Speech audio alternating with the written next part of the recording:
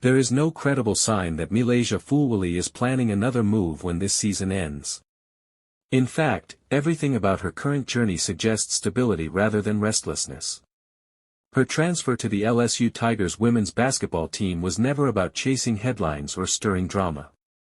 It was about renewal. She arrived in Baton Rouge seeking a genuine fresh start, a new environment where she could reshape her game, sharpen her focus, and step fully into the role she believed suited her best. That decision has already begun to pay off. Although her February 14, 2026 matchup against her former team proved challenging, the performance hardly defines her season. Fulwilley managed just 6 points on 1 of 8 shooting, while also recording 4 steals and committing 3 turnovers. It was a difficult offensive night, particularly against familiar faces, but it was far from a collapse. Even in struggle, she remained active defensively and competitive throughout. Coach Kim Mulkey viewed the outing as part of the natural rhythm of her game rather than a cause for alarm, reinforcing her value to the team beyond a single stat line. The broader picture tells a far more compelling story. Fulwilley is averaging 13.4 points per game, ranking second on the roster, and her evolution at point guard has become one of the most notable developments of the season. Her scoring has climbed from her time with the South Carolina Gamecocks women's basketball team, but more importantly, her command of the floor has matured.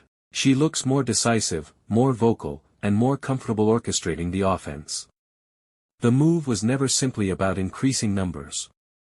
It was about ownership of her role. When she departed South Carolina, it was not fueled by conflict or dissatisfaction with success. It was driven by a desire for clarity and growth. She wanted to play point guard consistently. She wanted distance from distractions. She wanted space to expand her identity as a leader.